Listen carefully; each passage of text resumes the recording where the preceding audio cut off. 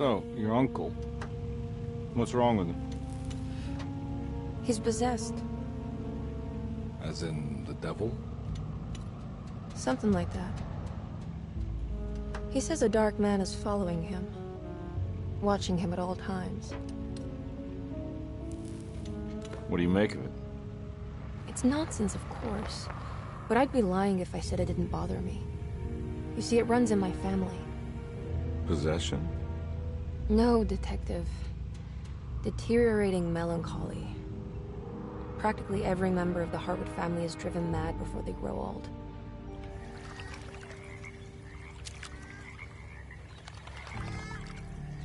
But Jeremy didn't kill himself. Is that why he's at your setup? Despite being convinced that he is truly possessed, he decided to put his last chips on Dr. Gray and his psychoanalysis, figuring he might stumble upon some cure.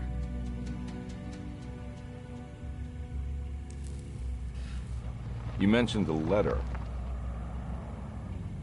I received a disturbing letter from Jeremy accusing the staff and all the other patients of being involved in some cult. And now they are also out to get him. Could it be real? Or is it all just in his head?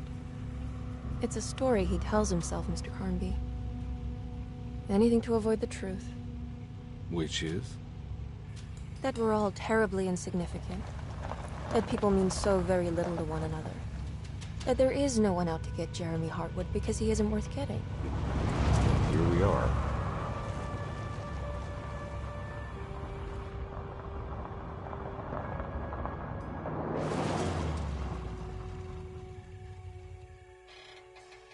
My uncle's not well, Mr. Carnby. I want to make sure he's all right. Then what's my part in this? You couldn't get a cab? I just wouldn't feel safe going alone.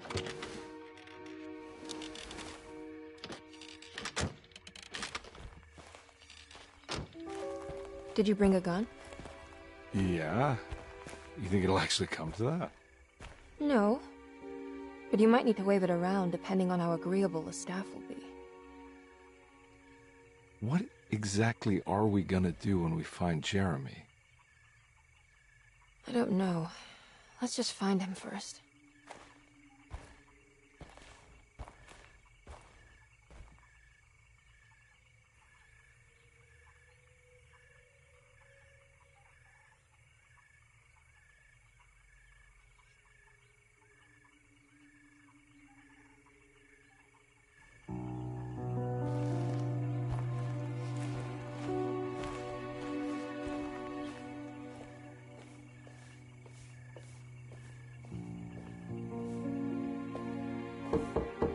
Hello?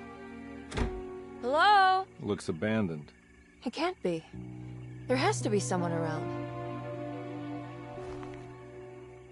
Wait here. I'll go around back.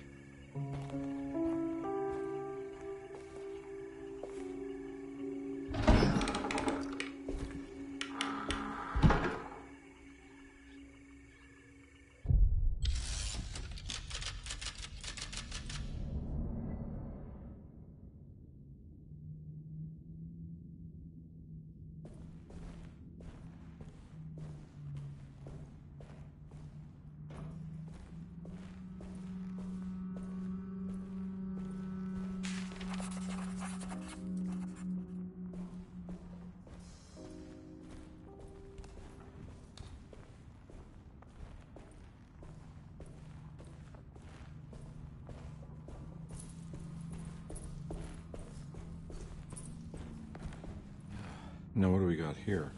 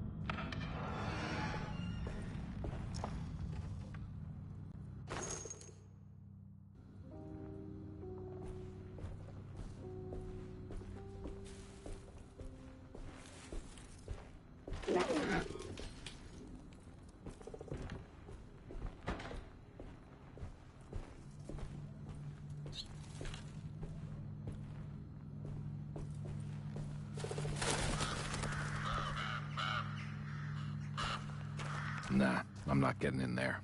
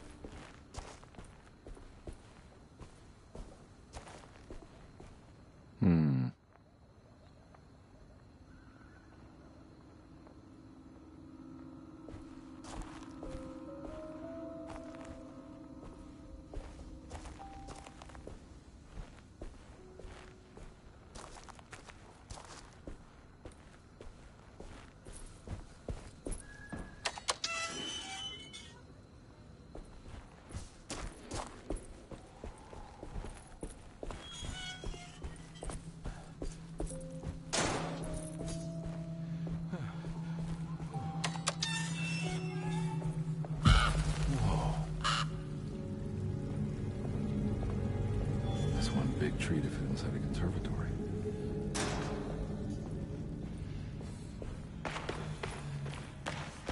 Huh? What?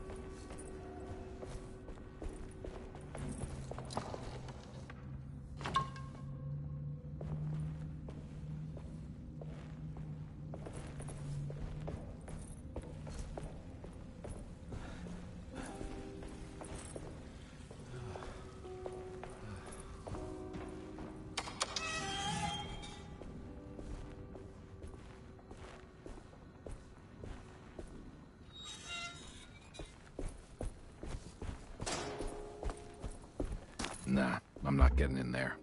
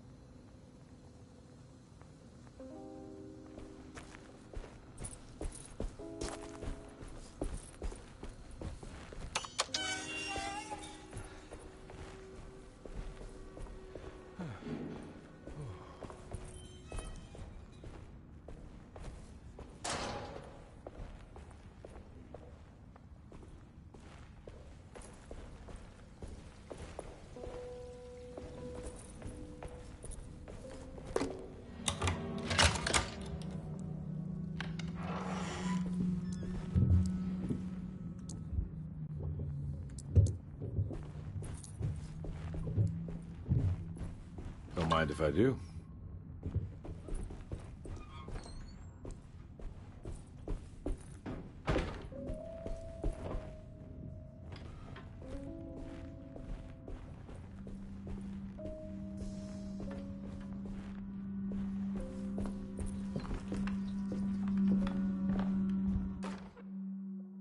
Every day your silence weighs a little heavier. It's been a difficult year for everyone, and many have lost all hope. I read in the papers about people suffering. Pictures of dust-covered landscapes without a drop of water. I wish I knew if you were still tending the earth or if you had turned your back against us. I have started to look for help elsewhere. I pray you will tell me if I am going down a path that you find disagreeable. With help from Baptiste and Charlotte, I found comfort in the practice of the voodoo. I have long been skeptical of that Caribbean cult, but it's been of good use to me. It seems all harmless in my book. I say some words dreamt up by the Creoles, and I carry around a small pocket of gris-gris.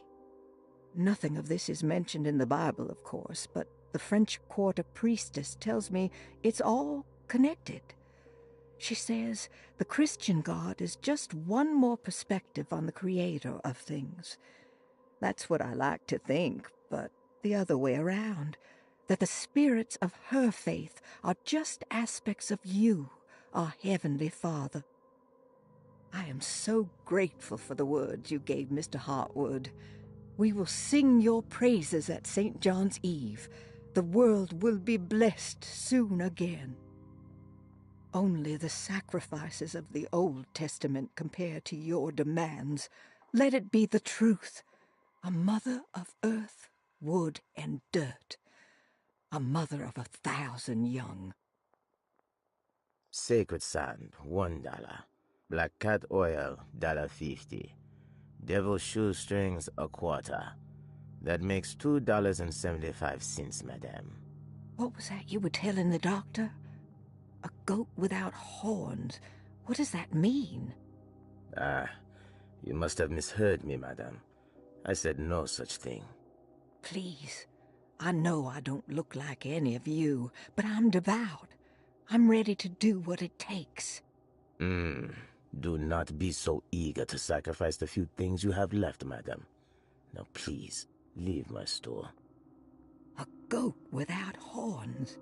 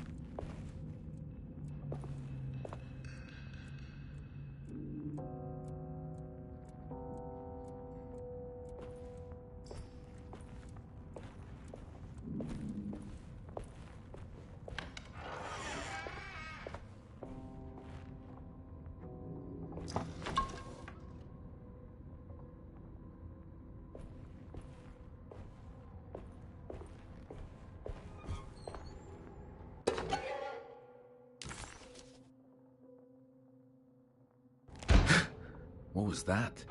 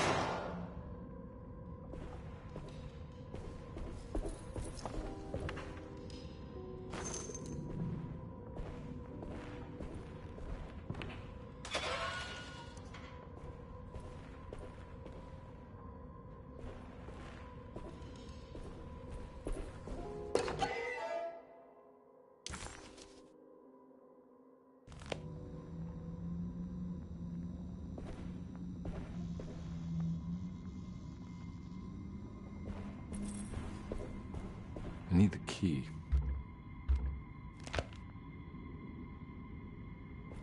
I need the key.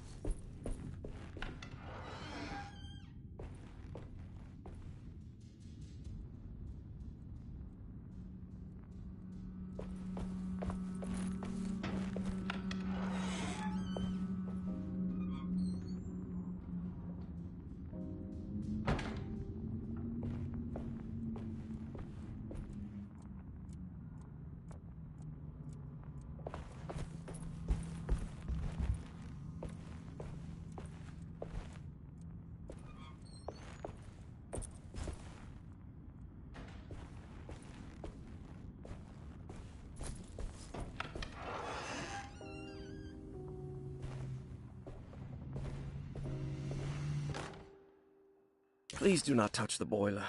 It is working after all. While the sabotage has caused a leak, only the decorative plate has been completely ruined. Let's wait for Mr. Chance to turn up and he can take a look at the leak. Mr. Waits.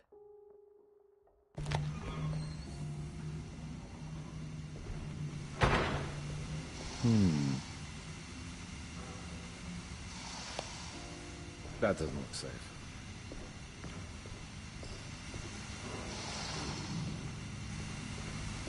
There's something missing.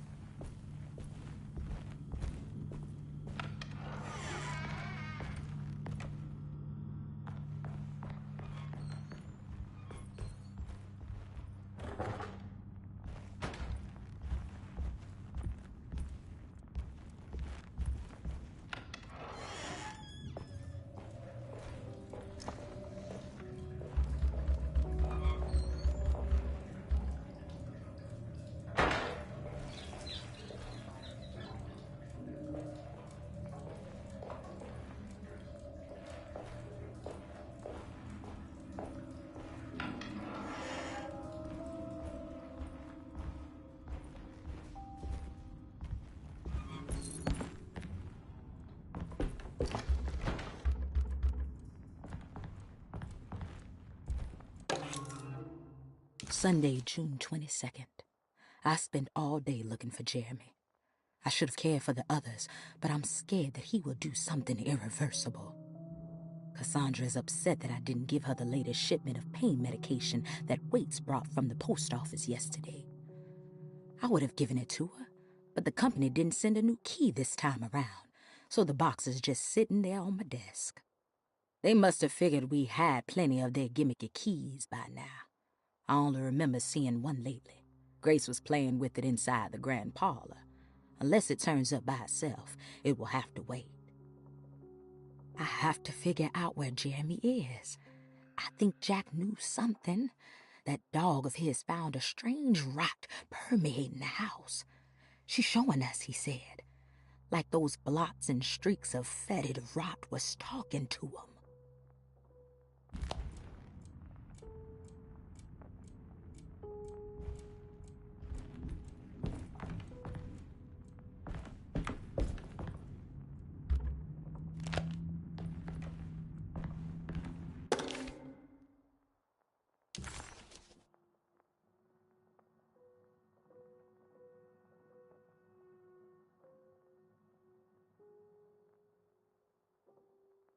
Okay.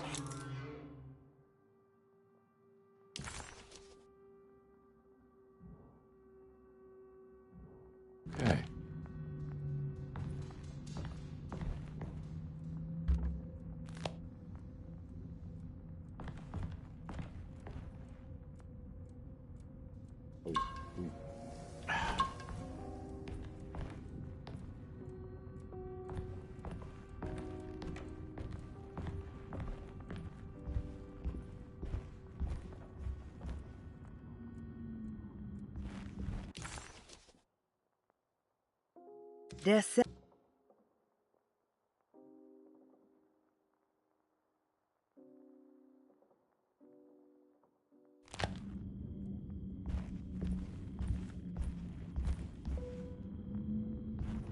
I need the key.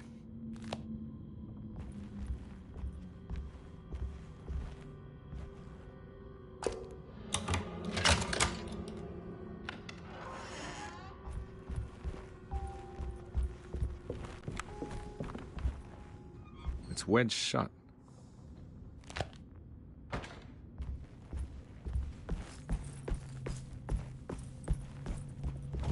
Looks important.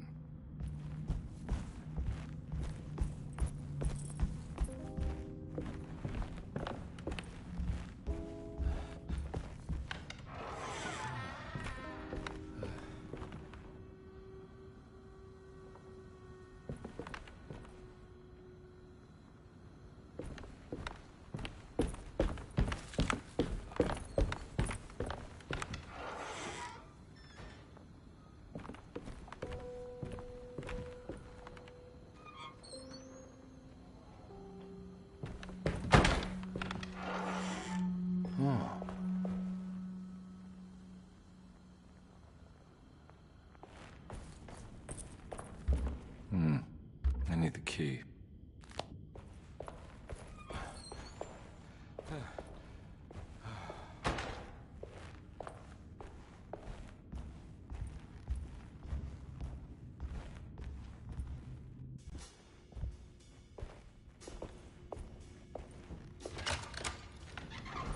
Thanks. What are you doing? Who are you? Whoa, pardon me, excuse me. My name is Edward Carnby, private investigator. I hope you don't mind we let ourselves inside. I do mind. This is private property. You can't just barge in here. I'm sorry about all this, but I'm looking for my uncle. It's urgent, and no one was answering the door. We can't hear you knocking anymore. None of us can. Who is your uncle, darling? Jeremy. Am I right? She has that Heartwood gloom, doesn't she? That's right. I'm Emily Hartwood. I just came to make sure my uncle is all right. Well, he is unavailable right now. You will have to come back another day. Unavailable how? Is he sleeping? We can wait. He's lost. Don't I know you from somewhere? Who's your man again, Miss Hartwood? My name's Edward Carnby, private investigator. Splendid. Enough! All of you! Get back to your rooms! McCarthy, keep your eyes on the child. And you two, please leave immediately. Look, we're not here to cause any trouble. Just let us see the old man, satisfy the curiosity of my client here, and we'll be off. Jeremy has gone missing. There's no need to worry, but it might be some time before he turns up. The whole staff is looking for him. What? He ran off? I don't have time for any of this. Please, come back tomorrow. All right, in that case, we'll just wait in his room. You don't mind, do you? It's upstairs, right? Wait, you can't. Don't worry, we'll be discreet.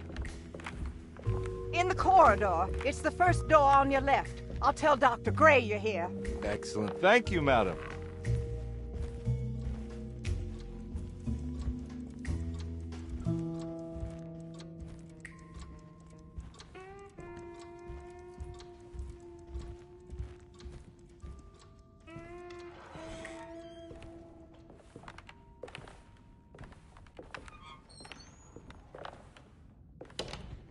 All right, here we are. Let's look around. See if we can dig up any clues.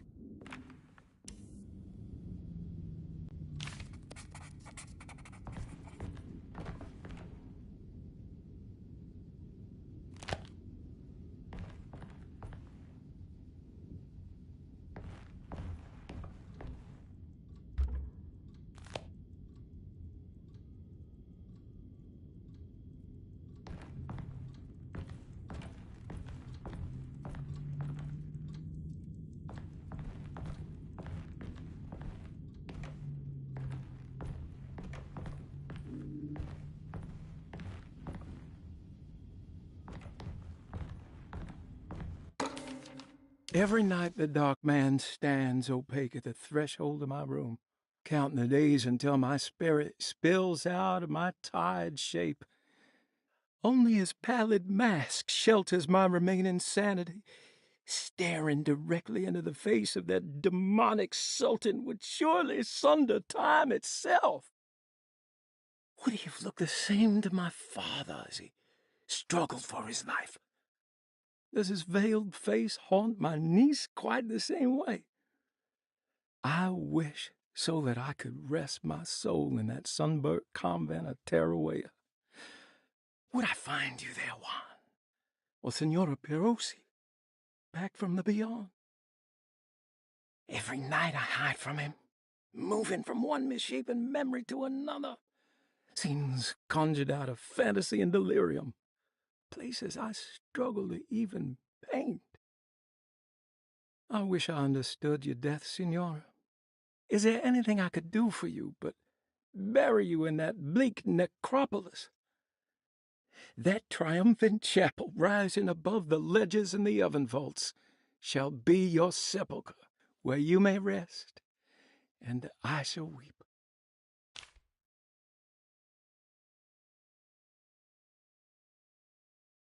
How did you first come to understand such things, Senora? How did you know that the battered boil in the basement would lead me to Lafayette Cemetery? Or how the old upstairs clock, with its astronomical motifs, would take me to that hateful mound outside of Claremont Harbor? Those are my memories, my past. Is there perhaps a chance, if ever so small, for me to see Tarawea? Oh, I want that more than anything. Please, let my talisman take me there.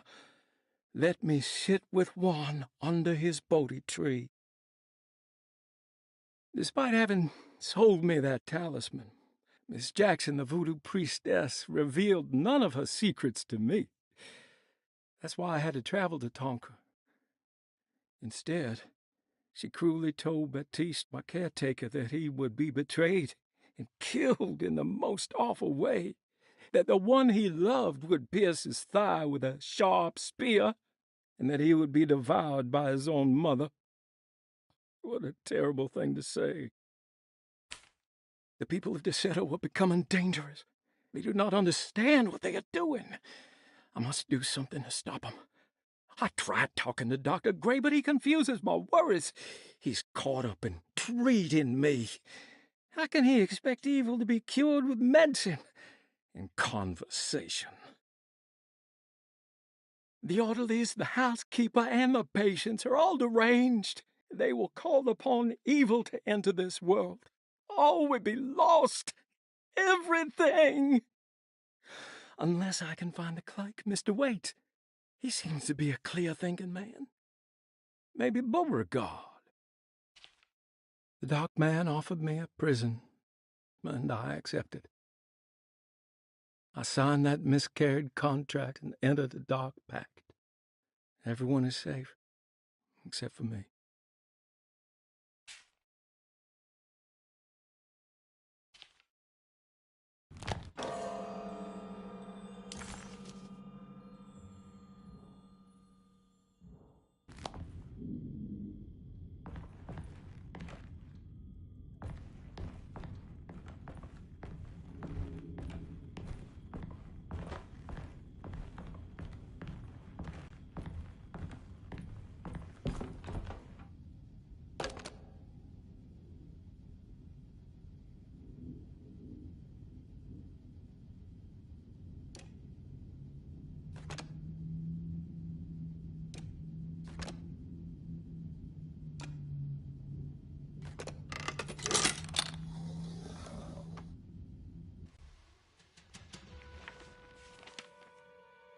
Hey, you know anything about this? Looks like some sort of talisman. No, I don't. Oh, help me out here, will you?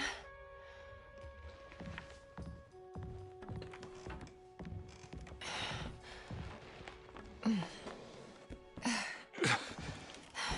would kill the guy to throw some of this stuff out. I'd be crazy too if I had this much junk lying around.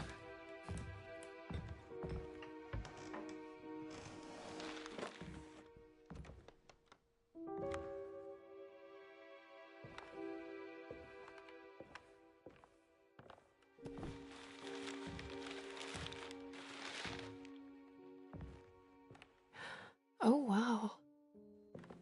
That's striking. I want to save this one.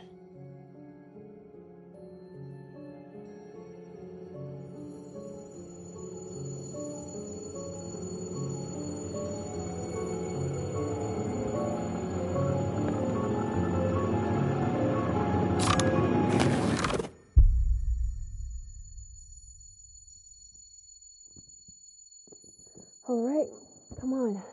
I want to go see Dr. Gray.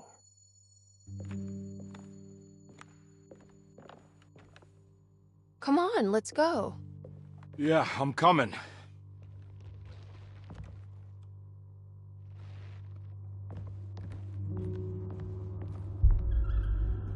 Miss Hartwood.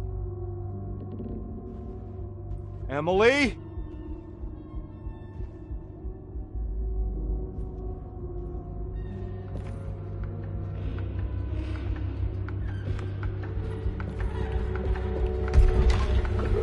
What the hell is going on? Where am I?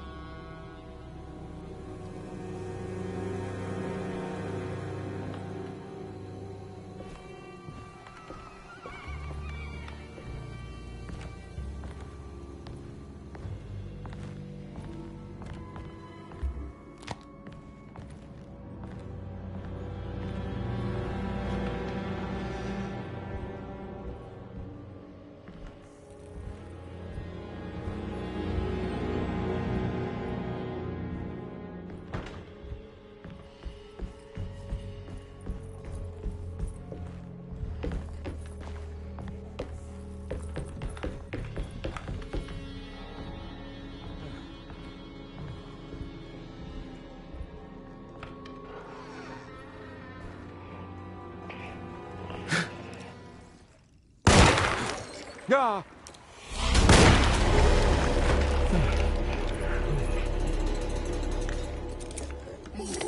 Ah! Yeah!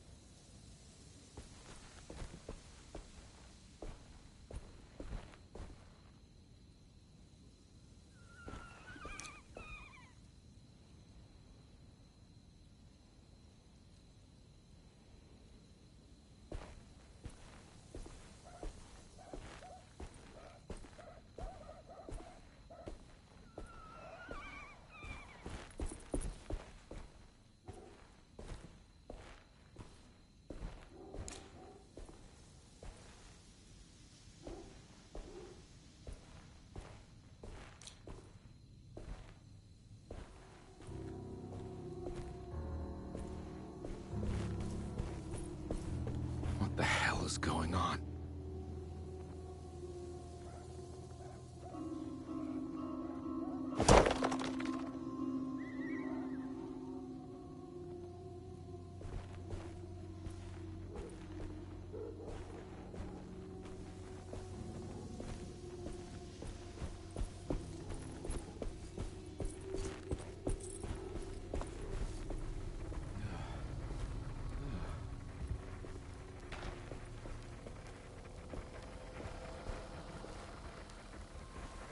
I can't go that way.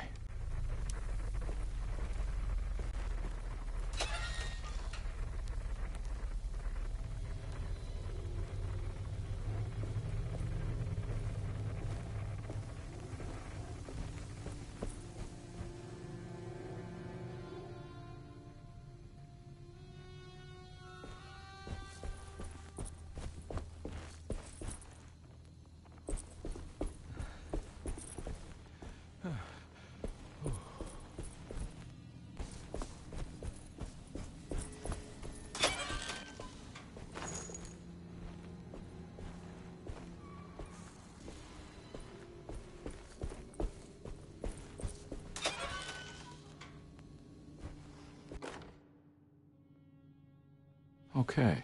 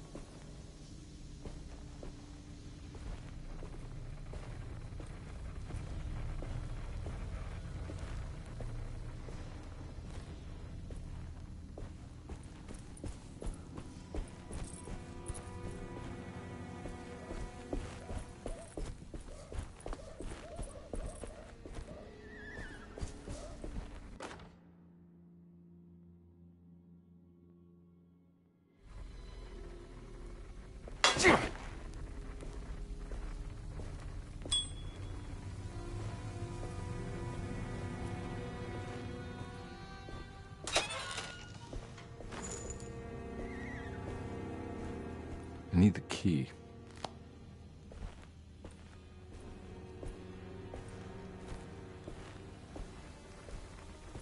I can't go that way.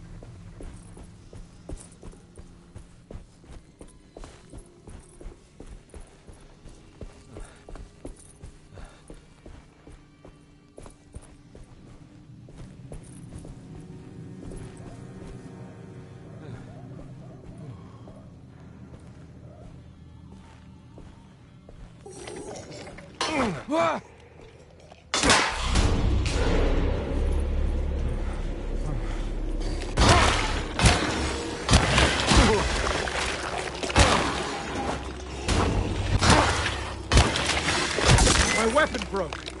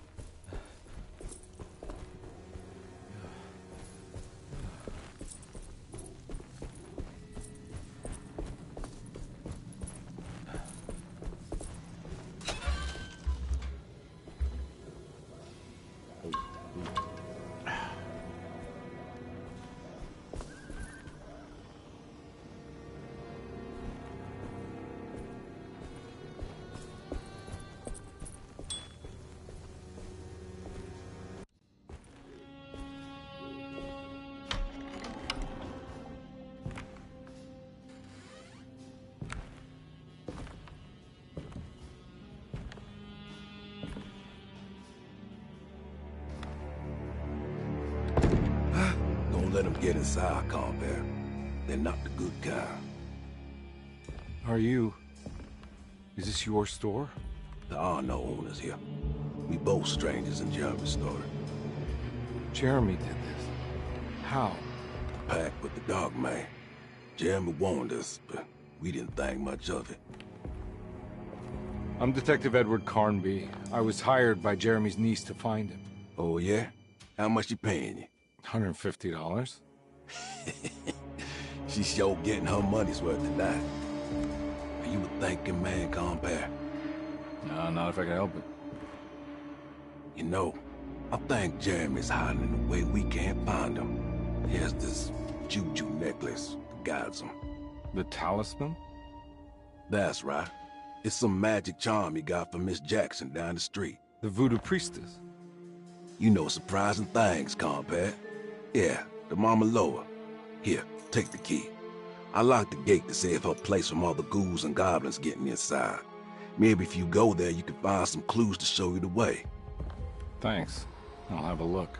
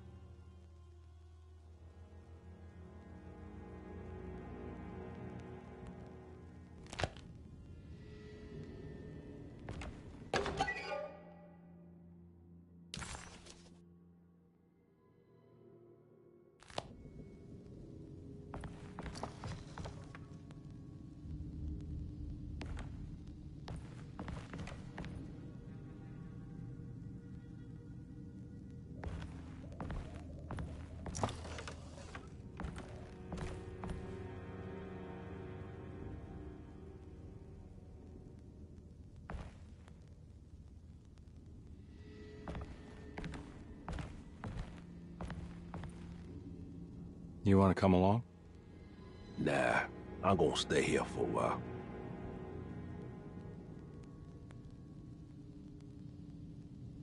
Anything I can do for... Sorry, I didn't catch your name. Baptiste. Just tell my sister Lottie I'm alright if you see her.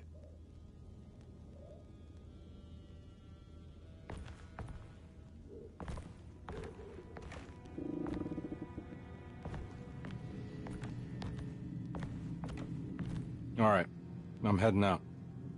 Be careful out there.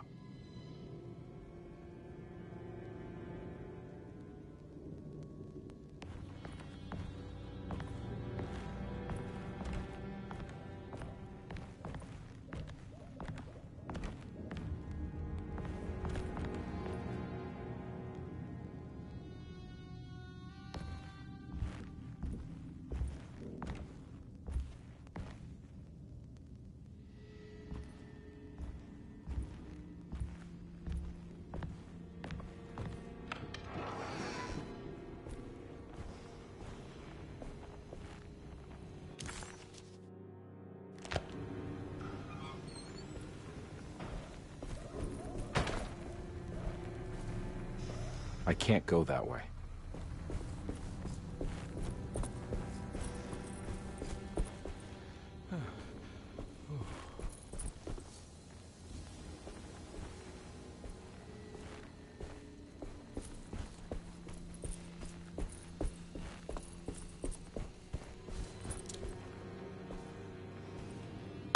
Ah!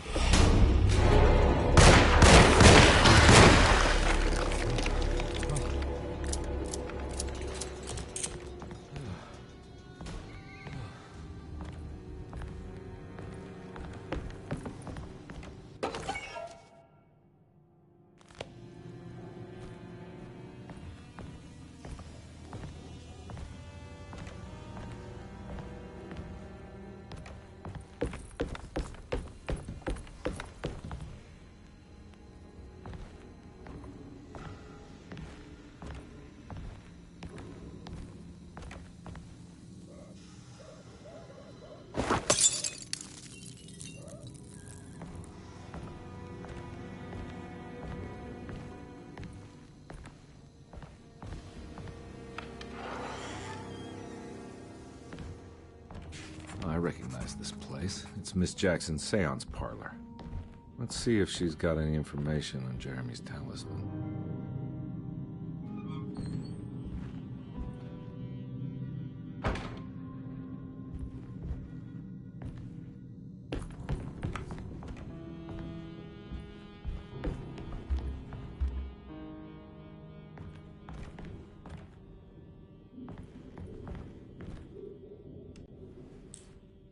It's the talisman, like the one in the painting.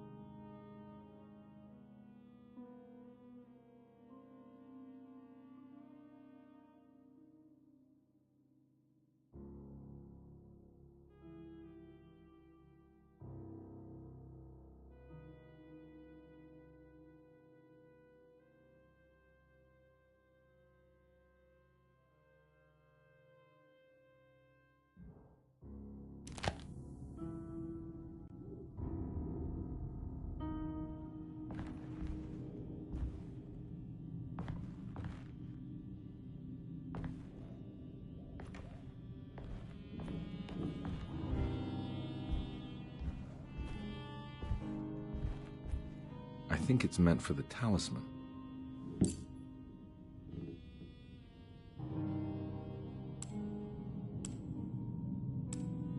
I think it needs numbers, like coordinates. Maybe there's something in Jeremy's notes.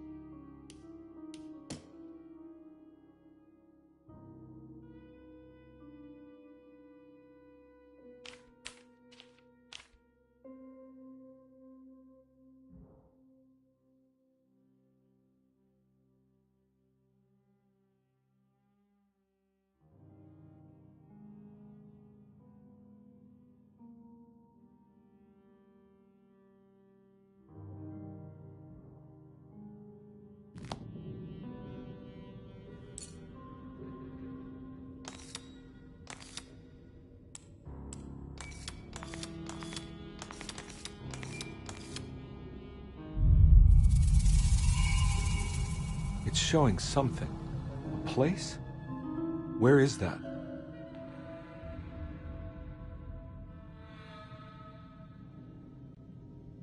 Huh.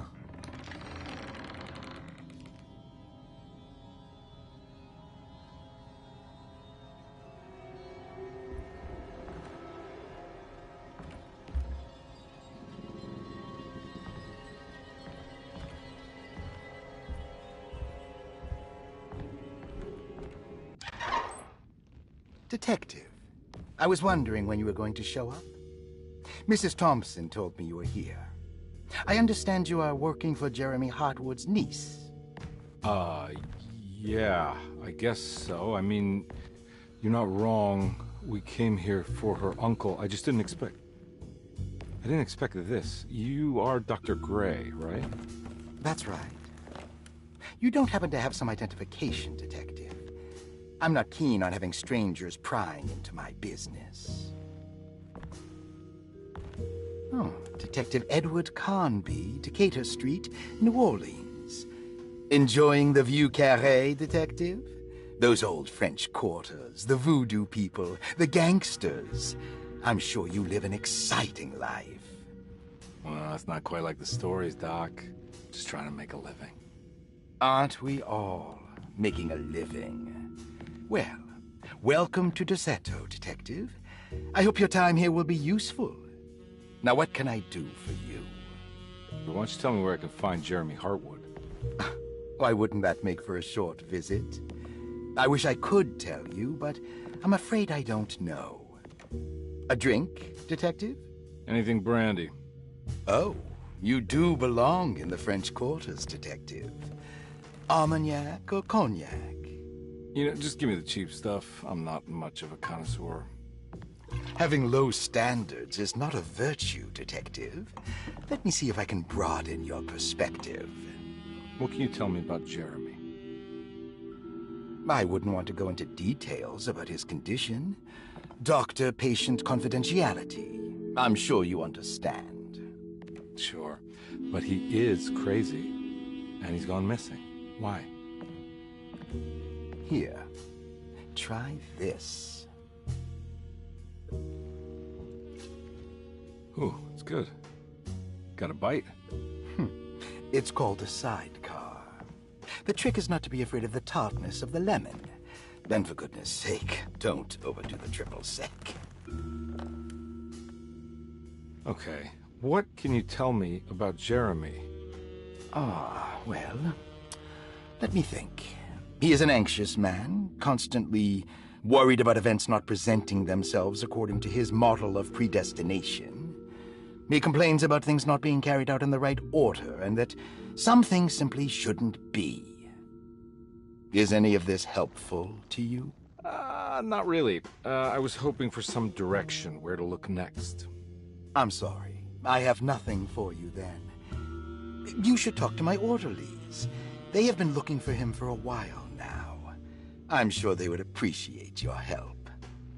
Yeah, I ran into Batiste earlier. Come to think of it, he might have given me a lead. Oh, excellent. So your investigation is already underway. I'm gonna go, but I'm sure we'll meet again. Looking forward to it. Safe returns.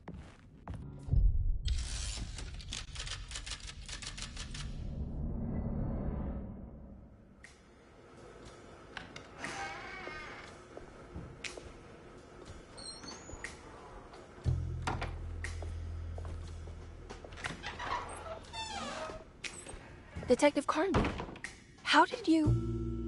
where did you go? I was just talking to Dr. Gray. You disappeared. No, it's not what you think. Have you found anything strange going on here? Yes. Everyone is being incredibly evasive and I can't figure out why. No, I mean something you can't explain. Paranormal, even. Detective, I really need you to get yourself together. I can't do this alone. Forget it. I'll figure it out. Do you want to come see Dr. Gray? No, I want to try something. With this talisman, I think I can follow Jeremy to the place he mentioned in the book. What was the name? Do you remember something Spanish? Tarawea. Yeah, that's where I need to go. Detective, are you gonna be all right? Yeah, of course. Go talk to Dr. Gray. We'll rendezvous later.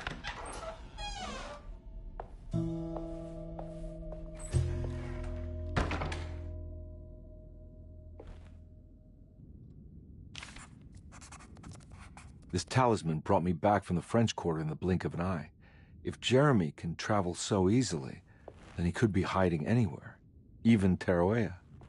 If he can do it, so can I. I just need to figure out how the talisman works.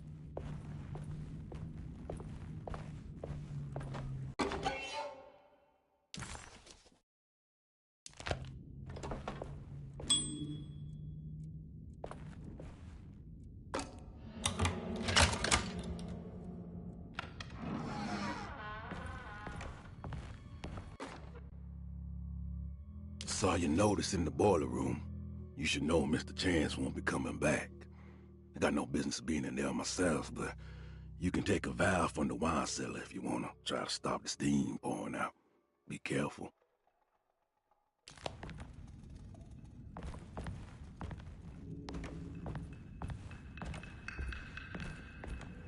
I need the key.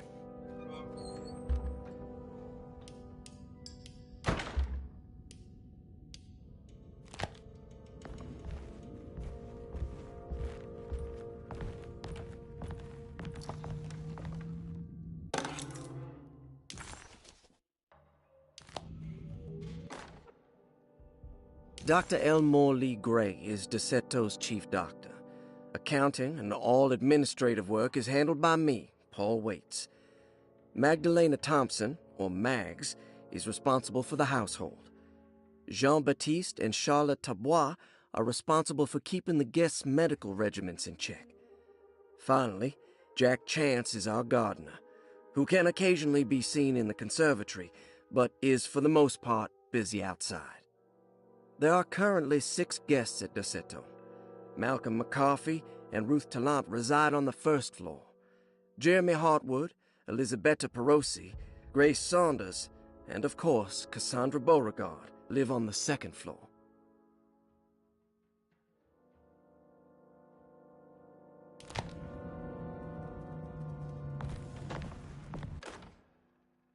Paul, you're right about the plates on the boiler and the clock. They have been sabotaged, and I think I know who did it. They have something to do with Jeremy's episodes and how he seems to disappear at night. Right now, it's important that you keep an eye out for any of the pieces. I want to find out if I can repair the plates. Let me know if you find any of them. Lottie. Tell Lottie to take a look at the well in the kitchen garden.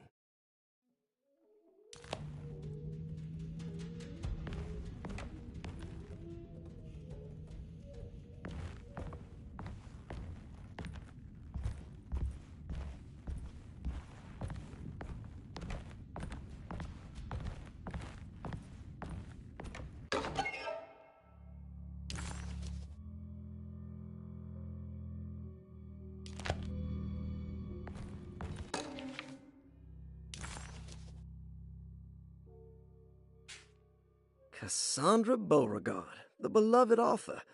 Very exciting, isn't it? What do you want to put down for reason for admission? What her agent told us. Cassandra suffers from writer's block and needs to finish her moving picture script before the end of June. Mr. Chardot suggests Cassandra's heavy use of barbiturates is holding her back and risks ruining her career.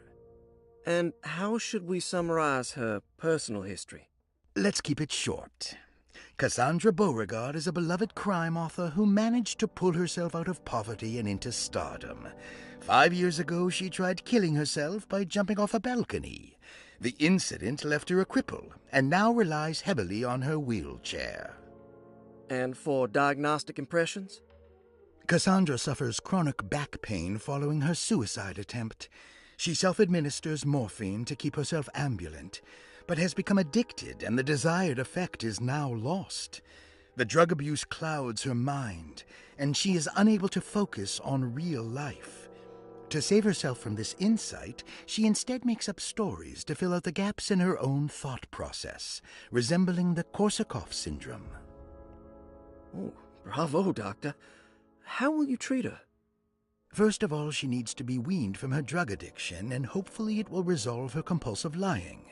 Then look into permanently numbing her pain in her back through surgery. Finally, deal with her suicidal thoughts. Fantastic. With such a short time before June, I really hope she gets better soon. We will do what we can. Grace Saunders, 11 years old. Reason for admission? The mother insists on strict supervision by a proper gentleman to avoid further perversion of Grace's adolescence. Personal history? Grace's family possesses modest wealth and status. Her childhood seems ordinary, spending most of her time with private teachers and family friends. Grace's father recently passed away, leaving her mother the sole caregiver. And diagnostic impressions? Grace has trouble dealing with her father's death. She is willingly suppressing her feelings on the matter and isn't properly acknowledging the trauma she suffered. Any planned treatment? Grace needs nothing out of the ordinary. She simply needs parental guidance. Eventually, we can work on her feelings toward her father. Thank you, Doctor. I'll finish the paperwork and get her installed. Malcolm McCarthy, 54 years of age. Reason for admission? McCarthy admitted himself to Derceto, stating simply that he needs some damn rest. And personal history? McCarthy claims he used to work as a lawyer in Baton Rouge, but says he can't go into details because of some legal dispute. His background remains largely a mystery, except for the occasional clue that he drops in conversation. Huh. And diagnostic impressions? McCarthy is an anxious man and an alcoholic. He often tells half-truths due to some deep-seated inability to trust other people. And how will you treat that? McCarthy will take some time to open up. Spending time with Jack's dog or the child should be good for him. Their harmless nature will help build his sense of trust. Thank you, Doctor. Elisabetta Perosi, 33 years old? What should I put down as reason for admission? Well, Perosi broke into Derceto and was found wandering the grand parlor. She was confused and suffered partial amnesia. She insisted she belonged here and offered to pay for her stay. Right. What do you make of her story? Perosi claims to have been a member of the Astarte artist colony some 20 years ago, a claim that seems contrafactual due to her young age. She looks to be and even thinks she is 33 years of age. That would make her a child at the time. It seems fair to say that Perosi's story is untrue, deliberately so or not. Diagnostic impressions? Do you have anything? Perosi's story is peculiar because she retracted her story about the artist colony. She no longer claims to be the same person as Elisabetta Perosi. However, my staff's research has confirmed there was a Perosi at that time who was in her early 30s. I suppose this case will take some time to investigate. How will you go about it? I wanted to contact the real Perosi, but it seems the whole colony disappeared one night. September 29th, 1915, during a hurricane. I will have to take it slow and figure out what this spell of impersonation could have been. Oh, I'm sure it will all clear up eventually. Thank you, Doctor. Ruth Talon, 29 years of age. Reason for admission? Ruth's father wishes that his daughter be removed from New Orleans nightlife for the foreseeable future. He fears that her overly free spirit is tarnishing the family's reputation. Sounds simple enough. Personal history? Ruth comes from considerable wealth. Her family owns several hotels and restaurants. Unlike the rest of the family, her sense of adventure has taken her around the world, including France during the Great War as a photojournalist. The last decade, she has provoked many rumors of being a debauched flapper, bordering on nymphomania. And diagnostic impressions? Despite her father's frivolous reasons for her to be admitted, Ruth does seem to provide an interesting case. She is refreshingly open and doesn't shy away from talking about her life during the war or her continuous celebration after returning to the States. She is admittedly a sexual deviant and feels no remorse. And her treatment plan? Simply staying at Derceto should do wonders for Ruth. If not, at least for her family's reputation. Ruth doesn't need to change, but with therapy I might be able to share with her some sympathy towards her family. I doubt she will settle down and become as dull as the rest of them, but at least she might try to be more discreet in the future.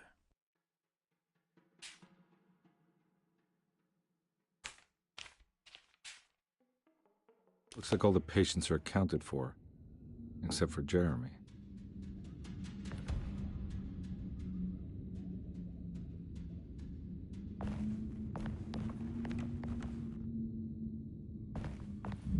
There's no way I can get into this thing. Better leave it alone.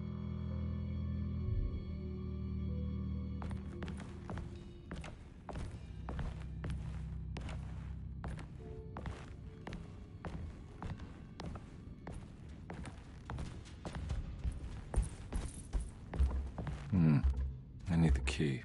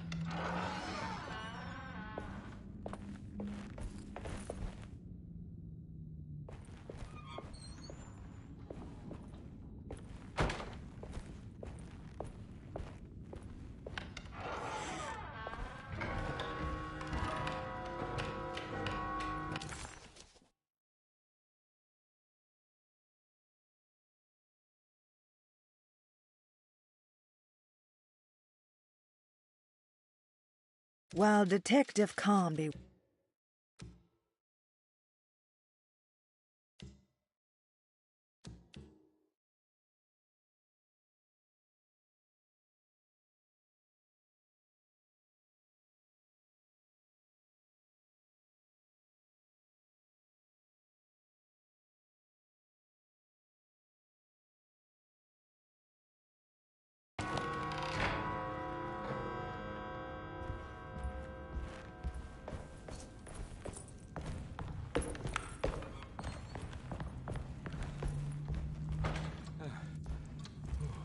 Oh.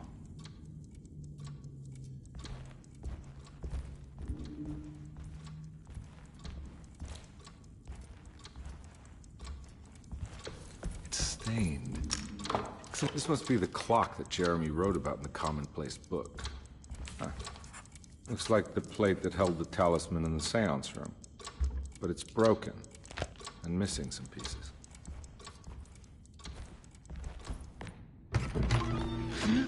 Yeah, sorry, Detective. Didn't mean to obstruct justice or anything. That's fine. You know, I'm kind of busy with my own case of a missing person. I was wondering if you've seen Grace, girl about yay high? I can't say that I have. Why are you asking? Well, I'm looking for her. Is she in trouble? No. She's just hiding somewhere. But we can't have a rascal like that running around unchecked at a time like this, you understand? Well, I haven't seen her. Well, let me know if you find her. I'll be around. I'll keep an eye out for your man, Jeremy. You scratch my back, Detective, and I'll scratch yours.